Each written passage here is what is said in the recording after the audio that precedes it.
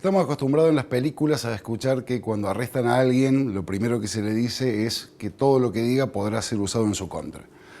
La idea de hoy es mostrarles cómo, lamentablemente en la Argentina, y también en algunos casos en el resto del mundo, lo que tuiteemos, lo que posteemos en redes sociales o en un blog, podrá ser usado en nuestra contra y no sabemos cuándo.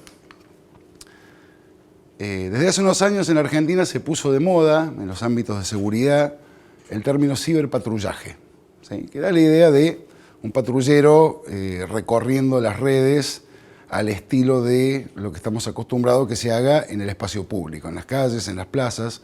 Vemos patrulleros, vemos policías. En realidad, ciberpatrullaje es un nombre ciber, como está de moda usar el prefijo, para algo que se llama inteligencia de fuentes abiertas, o la sigla OSINT. La definición, tomada de Wikipedia, que a su vez está tomada de un documento que ya tiene unos cuantos años, dice que la inteligencia de fuentes abiertas es recolectar datos de fuentes públicas, las redes sociales, blogs, cualquier cosa que se pueda googlear, para ser utilizados en un contexto de inteligencia. Y acá viene la palabra clave. Ciberpatrullaje es un nombre bonito para hacer inteligencia, o sea, hacer espionaje. Entonces, básicamente, ¿qué es el ciberpatrullaje? Es el OSINT, que es algo que lo puede hacer cualquier persona, cualquiera que tenga una conexión a internet puede buscar qué dijo alguien o qué dice un grupo de personas sobre algo, pero hecho por el Estado. Lo que equivale en realidad a decir hecho por la policía. Y acá es importante decir, marcar una diferencia. ¿Cuál es el problema si esto es algo que podemos hacer todos con que lo haga la policía? La diferencia es que todos no tenemos el poder que tiene la policía, el poder que tiene el Estado, ¿sí? Ninguno de nosotros puede detener a alguien, privar a alguien de su libertad, obligarlo a tener que entregarle sus pertenencias a una persona, pero el Estado sí lo puede hacer. Muchos dicen, ¿qué te preocupa si esto es algo que las propias redes sociales hacen, analizan lo que cada uno postea, comenta, con quienes interactúa? Bueno, yo a la fecha no vi un patrullero con el logo de Facebook, ni oficiales armados con el logo de Twitter. Sí hay patrulleros en las calles con el logo de la policía y señores uniformados con un arma en la cintura. Entonces es bastante diferente la situación. ¿Cómo se traduce esto en la realidad? Y acá viene una serie de ejemplos que es la idea era mostrarles hoy un poco de esto. Esto es un tuit que mandó un chico de 18, 19 años en ese momento, en el año 2016. El contexto, este chico es hincha de Chacarita y había algún problema con una suspensión a la cancha de Chacarita y el tipo se la agarró con el por entonces presidente Macri y tuiteó eso parafraseando una canción de Cancha, ¿sí? Resultado, lo allanó la policía, lo detuvieron y, fíjense la fecha, 1 año y medio después, recién fue declarado inocente, ¿sí? Se libró de toda esa persecución. 1 año y medio que este chico, primero, recibió a la policía en su casa, lo allanaron, le quitaron sus cosas, lo detuvieron y estuvo 1 año y medio penando y con su nombre, sus huellas digitales, su foto pegadas a una investigación, a una causa penal, a una causa judicial, hasta que después sí, finalmente lo dejaron libre de culpa y cargo, le dijeron acá no pasó nada. El problema es qué pasó en el medio, ¿sí? La pena a veces, aunque uno después sea declarado inocente, es tener que pasar por el proceso, ¿sí? Por ese proceso de me golpea la puerta de la policía hasta que el 1 año y medio un abogado lo llama y le dice ya está pibe, ya pasó.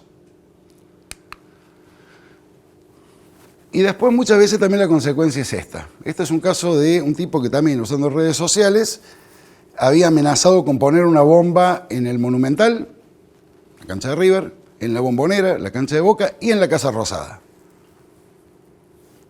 Un loco. A ver, para que algo sea considerado una amenaza tiene que ser creíble, tiene que la persona que la emite, que la profiere, tiene que tener la capacidad de hacer lo que dice.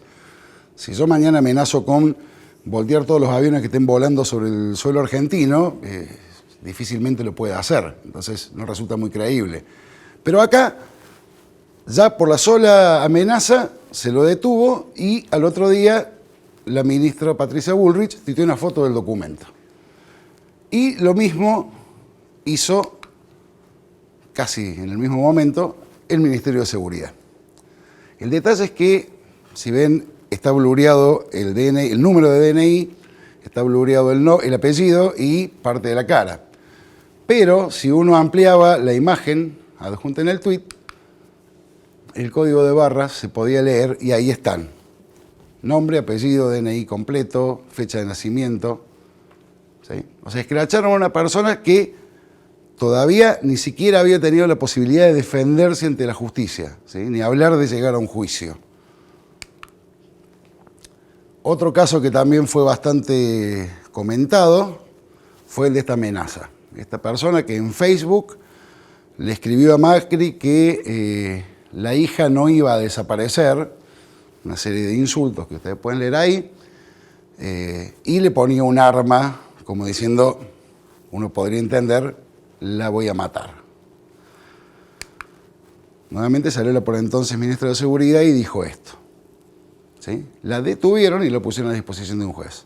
Bueno, esta persona resultó ser, por un lado, pariente de un funcionario del gobierno nacional, pero además una paciente psiquiátrica. ¿Sí? Era una persona que no estaba en uso de sus facultades mentales. No se detuvieron en eso, no se tomaron el tiempo de investigar si realmente esa persona podía cumplir con su amenaza o estaba fuera de sí, y la detuvieron y enseguida la noticia. ¿Sí? Entonces, esto es algo que de alguna forma empieza en las redes sociales y después vuelve a las redes sociales. La noticia: detuvimos a un peligroso criminal. Y para los que creían que esto tenía que ver con la gestión anterior, con el gobierno anterior, con la anterior ministra de Seguridad, aquí algo de lo mucho que pasó este año ya en el contexto de la pandemia de coronavirus. Un pibe que se ve que había pedido el IFE, él o su madre, y como no se lo dieron, hizo este chiste. Claramente un chiste. Si uno ve el resto de las publicaciones de este chico, que creo que también tenía algo así como 19 años, no hay ninguna cosa que hiciera suponer que el tipo estaba organizando una banda para ir a saquear nada. ¿Sí? ¿De dónde salió esto? ¿Cómo esto llegó a un allanamiento, una demora, una detención de este chico, la imputación en una causa penal por un informe de ciberpatrullaje? Y es notable esto. Fíjense quién lo firma. ¿Quién lo elabora? La Gendarmería Nacional. Y fíjense que dice claramente que buscaron en Twitter términos como saquear, cuarentena y Argentina. Entonces, esto es la Gendarmería Nacional, que supuestamente se encarga de cuidar las fronteras, ciberpatrullando las redes sociales, buscando a ver quién habla de saqueos. Encontraron a este chico que hizo ese chiste y, como vive en provincia de Buenos Aires, lo termina arrestando la policía y allanando a la policía bonaerense. ¿Sí? Pero entonces, ¿esto qué quiere decir? Que tenemos distintas fuerzas policiales que están todo el tiempo buscando. ¿Y buscando qué? Buscando palabras. A ver quién habla de algo que en ese momento puede haber sido considerado peligroso porque había temor a que hubiera saqueos. Y por solo hacer un chiste, algo que claramente es un chiste, un chico de 19 años termina metido en lo que hablábamos recién, una causa penal. Ahí está el tuit que mandó este chico, impreso en el informe de la Gendarmería. ¿A qué figura penal, a qué delito se alude frecuentemente en este tipo de hechos? ¿De qué se los acusa? ¿De qué se sospecha? ¿Cuál es la figura penal que se usa? Generalmente la figura de intimidación pública. ¿Sí? Fíjense que tenemos un artículo que dice que uno tendría de 2 a 6 años de cárcel por infundir un temor público o suscitar tumultos o desórdenes. ¿Sí? Esto es decir, si yo tuiteo, ojo que pueda haber una bomba en algún lado, me pueden dar de 2 a 6 años. ¿Sí? y además el que de alguna forma incitara a algún acto de violencia colectiva, de 3 a 6 años. Acá no es tan importante el 2 o el 3, sino el 6. ¿El 6 qué significa? Que la pena máxima por cualquiera de estos delitos no es carcelable, es mayor a 4 años. Con lo cual, un juez podría, al imputar a una persona o al encontrar evidencia que haga sospechar a una persona, dictar una prisión preventiva. Y esto ha pasado también, ya lo vamos a ver, o estuvo en algunos casos muy cerca de pasar. ¿Cuál es el problema? Sin ser abogado, sin saber demasiado de leyes, pero ¿cuál es el problema de esto? Que es muy subjetivo. ¿Qué es una amenaza? ¿Sí? ¿Qué es incitar a la violencia?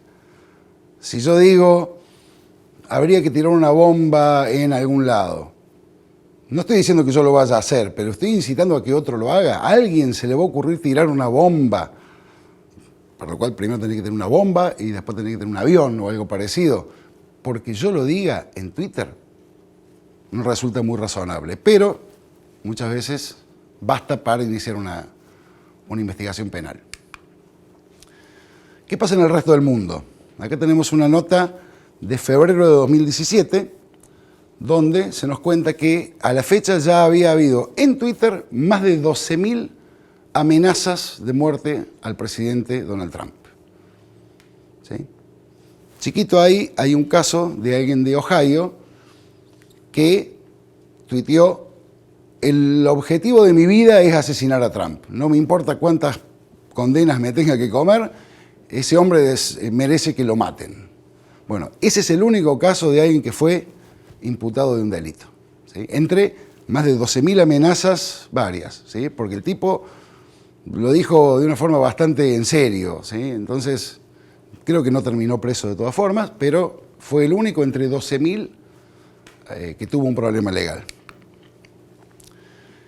Y recientemente, también en el contexto de la pandemia, a raíz de la filtración de datos de la policía de Estados Unidos, conocido como Blue Leaks, se vieron cosas como esta, que el FBI estaba informando a la policía, en este caso la policía de California, de cuentas con cierta orientación ideológica hacia el anarquismo que amenazaban a la policía, ¿sí? Esto no se sabe que haya llegado efectivamente a la persecución a alguien, pero eran documentos secretos que circulaban entre el FBI y la policía y salieron a la luz, ¿sí? Entonces quiere decir que también el FBI estaba haciendo ciberpatrullaje tratando de detectar peligrosos criminales que anuncien sus crímenes en Twitter. Y después tenemos el ciberpatrullaje dirigido, el ciberpatrullaje en el contexto de un hecho puntual, un delito puntual ya cometido que se está investigando. Por ejemplo, año 2017, enero, aparecen esos tweets. Patricia Bullrich diciendo o confesando ser una borracha. Hay otro tweet que también se hizo muy famoso que decía Macri gato. Evidentemente alguien había tomado control de la cuenta de la ministra de Seguridad, ¿sí? En ese momento, imaginan, redes sociales y aparece la ministra diciendo estas cosas, a los 10 minutos ya era trending topic, ¿sí? Ahora, ¿qué hizo la policía? Una vez tomado conocimiento del hecho, se dispusieron a investigar. Y esto está tomado de la investigación policial. Fíjense que dice que la primera medida que tomó un cabo de la policía fue hacer ciberpatrullaje para recolectar datos. Y dice, atento a eso, se obtuvieron capturas de pantalla respecto de publicaciones efectuadas por el usuario de Twitter Javier Esmaldone, que les habla. Lamento ser autorreferencial, pero bueno, me tocó a mí. No dice este cabo de la policía por qué empezó por ahí. ¿Quién era yo? Uno más que estaba tuiteando sobre un tema que, ya les digo, a los 10 minutos era tendencia en la Argentina y en el mundo. Salieron notas en todos los diarios. Fue algo notorio y hasta gracioso. Sin embargo, empezaron por mí. Y después hay toda una serie de aclaraciones, de diálogos que yo mantuve con otra gente, siempre en Twitter, o sea, nada en privado, todos diálogos públicos, que yo realmente lo hice de manera totalmente inocente, no sabía que eso podía ser tomado después como indicio o dar pie a una investigación que empezara incriminándome a mí o tratando de incriminarme a mí, porque finalmente no me acusaron de nada, pero sí a otra gente.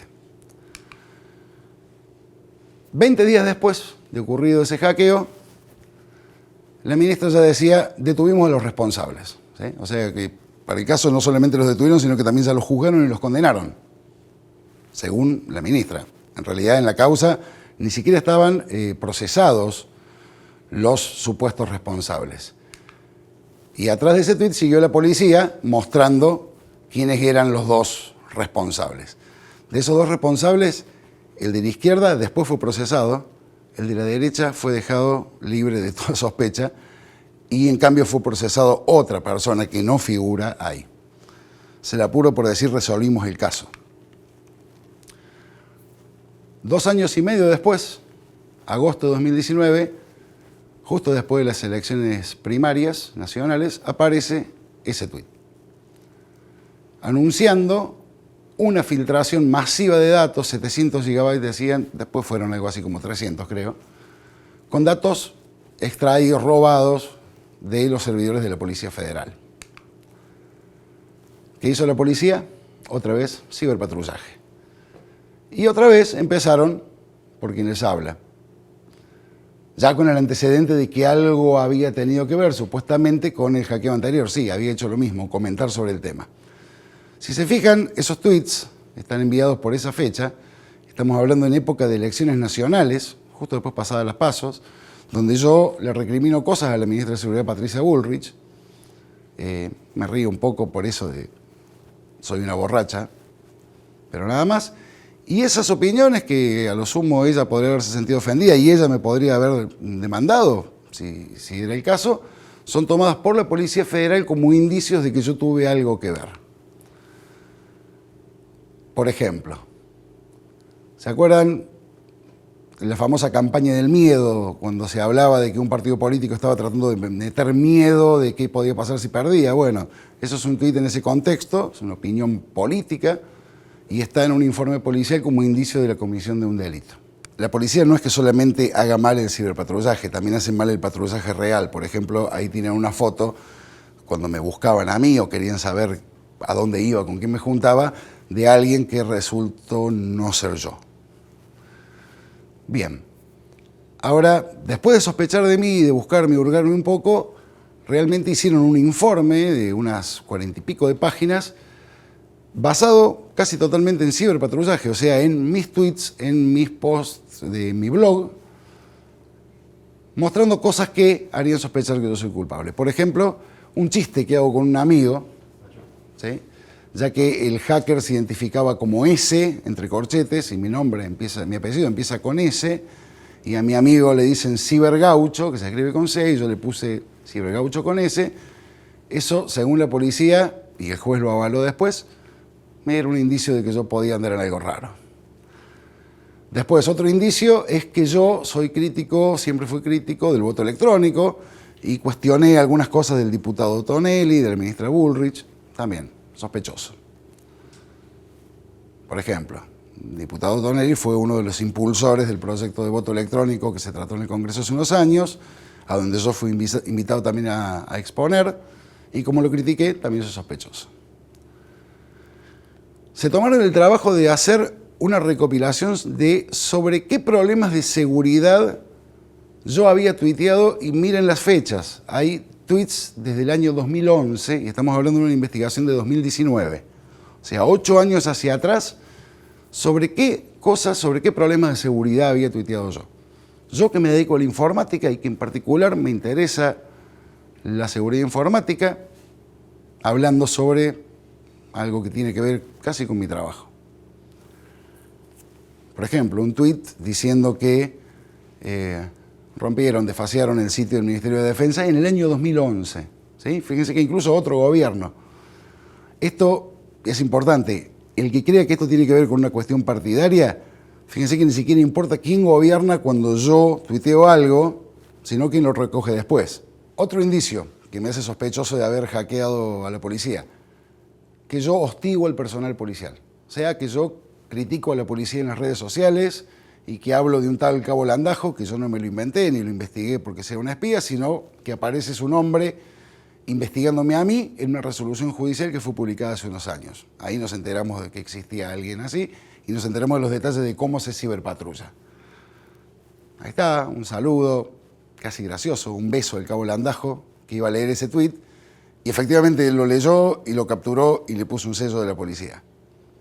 Por si no se ve bien el original, ahí está el tuit en colores. Hago un análisis detallado de diversos casos obteniendo información de terceras partes. Esto es, tuiteo sobre problemas de seguridad obteniendo información de terceras partes y los analizo. Como le dije en mi respuesta al juez, en los países civilizados, en los lugares civilizados del mundo, eso se llama periodismo. Y acá la parte más linda para nosotros los nerds. Se supone que el atacante sabe hacer ciertas cosas informáticas y yo puedo saber alguna de esas cosas o todas. Vamos a ver. Primero, parece que el que atacó a la Policía Federal usó un servidor en DigitalOcean y yo uso como hosting DigitalOcean. Un indicio. Una vez compré un dominio en GoDaddy. Otro indicio. Tengo un celular con el servicio de la empresa personal. Uso Nginx y PHP FPM en mi servidor web. Sospechoso. Uso Ubuntu Server. Y confieso, soy culpable. Uso Chrome y Firefox. Curioso. Y alguien me pregunta con qué lenguaje le recomiendo empezar a programar y le digo Python. Seguramente el cabo Landajo programa en Java y se ofendió o algo por el estilo. Veo una charla de un programador que habla de un bug en unas librerías antiguas de Java y yo hago un chiste. Otro indicio. Esto es real, ¿sí? Estamos hablando de cosas, conocimientos técnicos, o a veces ni siquiera conocimientos técnicos, opinar sobre cosas o hablar de cosas. Yo en particular no soy un programador Python, por ejemplo, y después son tomadas como indicios que van a llevar a lo que les voy a relatar a continuación en un ratito. Y después, bueno, hay cosas como que yo escribí una nota y fui como observador electoral de la provincia de Santa Fe y aparentemente hubo algo también ahí en la provincia de Santa Fe. ¿Sí? O sea, todas cosas que yo hago públicas, la policía la toma como indicios de que yo cometí un delito. ¿Y qué pasó después? Me allanaron, me quitaron mis herramientas, me detuvieron, por lo menos salió buena la foto, la remera la elegí a propósito, y pasado ya más de un año, aquí estoy todavía sin que me devuelvan mis herramientas y sin saber qué va a ser de mí en esa causa. Sin que el juez todavía me haya acusado de nada puntual. ¿Sí? O sea, todos esos indicios que les mostré, más algunos poquitos más, bastaron para que un juez decidiera que tenían suficiente como para caerme en mi casa, llevarme mis cosas, ponerme a esposas, llevarme y sacarme esa foto. Pero todavía no tienen suficiente como para decir de qué me acusan, con lo cual yo tampoco me puedo defender.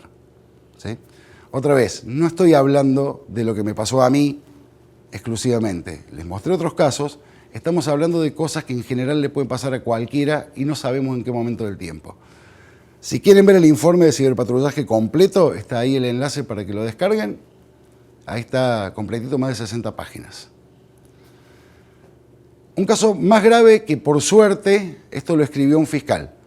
Por suerte el juez no hizo lugar y no le dictó la preventiva. Esto era alguien detenido por sospechas de hackeo y fíjense que el fiscal está diciendo, si lo dejamos libre, como es hacker y sabe hacer cosas de forma remota por internet, podría entorpecer la investigación judicial. Por suerte el juez no hizo lugar, sino esta persona, que también tenía alrededor de 20 años, hubiera estado presa hasta por lo menos el juicio. ¿Y qué es lo realmente grave de todo esto? No es lo que le puede haber pasado al que hizo el chiste sobre los saqueos, o al que hizo el cantito de cancha dedicado a Macri, o a mí que tuiteo sobre Python, sino lo que le pasa al resto, lo que nos pasa a todos los que vemos que pasan esas cosas, lo que se llama chilling effect, lo que se llama efecto paralizador o inhibidor. Uno antes de tuitear algo lo va a pensar dos veces. antes de expresarse lo va a pensar dos veces. Antes de ejercer un derecho, como es el derecho a la libertad de expresión, va a decir, y a ver si en una de esas después tengo problemas. Así que muchas veces he cerrado charlas diciendo hack the planet. En este caso, la gente ni siquiera va presa por hackear, va presa por tuitear sobre hackeo. Así que, tweet the planet. No se callen la boca y que no sirva la estrategia de amedrentar a la gente investigando lo que dice públicamente y tratando de acusarlos de algo. Acá el bot me está diciendo que lo tenemos a Javier en cámara. Javier, ¿me escuchás bien? ¿Sí? Estás muteado, me parece. Ahora estoy bien. Ahí está. ¿Cómo te va, Javier? ¿Todo bien? Bien, bien, todo bien. Perfecto. Leyendo las preguntas y comentarios. Sí, hay un montón, así que bueno, el tiempo es tirano, responderemos la mayor cantidad que podamos. Bien, yo te las voy leyendo en orden de votación, ¿sí? De arriba para abajo. Primera pregunta de Leonardo. ¿Qué opinás sobre el proyecto de reconocimiento facial que acaba de ser votado en la ciudad de Buenos Aires? Nefasto. Nefasto. Es otro avance en el sentido de lo que... bueno, una instancia es el ciberpatrullaje, otra instancia son los sistemas de reconocimiento faciales, otra instancia es pedirnos cada vez más datos personales para hacer cualquier trámite o para movernos o para viajar. Va todo en el mismo sentido y es nefasto. No, sí, no mucho más para decir. Bien, Luciano, siguiente pregunta. Hay muchos personajes conocidos en el ámbito nacional, Milei, Lazari, etcétera, que usan términos como para que un patrullaje los detecte con facilidad. ¿Por qué para algunos sí aplica y otros no? ¿Es selectivo el patrullaje? Sí, sin duda. Yo los ejemplos que mostré justamente muestran que son completamente selectivos. ¿Cuánta gente dijo la palabra saqueos o hizo chistes con saqueos cuando empezó la cuarentena? Montones, pero fueron a buscar a un par de personas. Y generalmente, por lo general, eligen gente que no se puede defender. ¿Sí? Sí. Chicos, por ejemplo, está un chico de algún lugar de la provincia de Buenos Aires, un pibe de 19 años, y van por esa gente. Y después los exponen públicamente y los usan como ejemplo. Y eso tiene que ver con lo que decía al final. Promueven ese chilling effect. Es decir, mirá lo que le pasó a él por hacer un chiste sobre saqueos. No hagas chistes. Sí. Bien, siguiente de Fulano Mengano, excelente nombre de usuario, dice, ¿las fuerzas policiales investigan a asistentes de conferencias de seguridad en Argentina? Sí, seguro.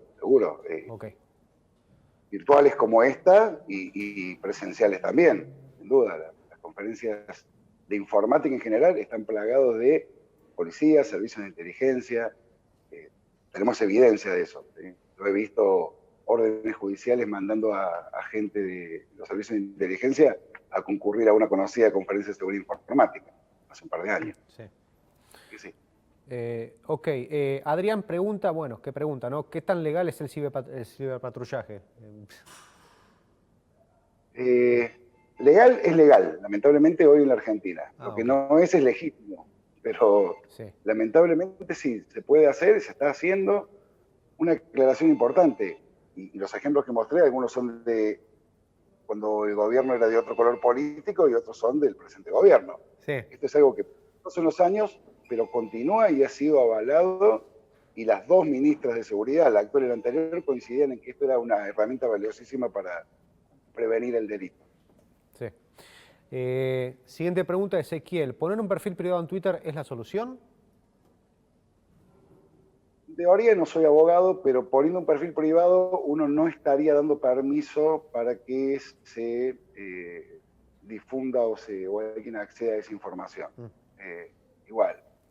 El problema es este tipo de cosas pueden servir para impedir o dificultar un poco. El problema es que se puede hacer. ¿Sí? Sí. Si alguien me quiere seguir y leer, me manda una solicitud, me sigue y me lee, puede usar esa información, puede empezar una causa judicial, me puede caer un allanamiento, me pueden quitar mis cosas, y después, si estuvo bien o no, va a ser algo que se va a discutir a posteriori. Como decía en un momento de la charla, la pena no es necesariamente que te condenen en un juicio. La pena es por todo lo que vas a tener que pasar y los problemas que vas a tener. Y después, si llegas a un juicio, seguramente vas a ser absuelto, pero ¿quién te quita lo bailado? ¿Sí? Claro, claro. Siguiente pregunta de Ana Daniela. ¿Qué ocurre con la responsabilidad o irresponsabilidad de ciertas personalidades, entre paréntesis influencers, que postean mensajes de odio como racismo, persecución, homofobia, hostigamiento y generan resultados tangibles fuera del espacio público virtual? A ver, yo entre la duda, y hay cosas que son zonas grises realmente, Sí. yo siempre estoy del lado de la libertad de expresión. Y la libertad de expresión lamentablemente tiene el costo de que mucha gente va a decir muchas cosas que no nos gustan y que son desagradables, y uno puede coincidir en que son desagradables y son dañinas, pero es el costo de dejar que la gente se exprese. Otra vez, es difícil que porque alguien profiera un insulto que puede ser racista, que puede ser machista, después otra persona basado en eso realice una acción, ¿sí? Entonces, y uno en el ejercicio de la libertad de expresión, al que dice una cosa de esa tiene el derecho de bardearlo y putearlo de arriba abajo, ¿sí? Porque la hay pareja. O sea, vos tenés derecho a decir barbaridad y yo tengo derecho a decirte lo que pienso de la barbaridad que dijiste, ¿sí? Pero dejándolo fuera del ámbito penal, del ámbito de las leyes penales, que son las que hacen que la gente termine con un cosito de metal en las manos y se lo lleve. Sí. Bien, bueno, Javier, me encantaría seguir hablando 2 horas de esto, pero lamentablemente estamos con un horario, vos viste cómo es esto. Te agradezco mucho por subirte a Nerdearla, como ya te has subido otros años. Imagino que si la gente tiene más preguntas te podrá contactar. Así que bueno, saludame a la cámara, a toda la gente que se subió al Q&A y nos veremos otro año. Muchas gracias. Muchas gracias a ustedes por la invitación a participar. Muchas gracias a todos los que estuvieron viendo esto. Sí. Voy a hacer lo posible por seguir contestando preguntas, que ya me tomé el resto de la tarde. Así que un abrazo a todos y gracias. Abrazo. Muy bien, ahí se nos estaba yendo Javier Esmaldone. Acabamos de terminar su Q&A de la charla. Todo lo que tuitees podrá ser usado en tu contra.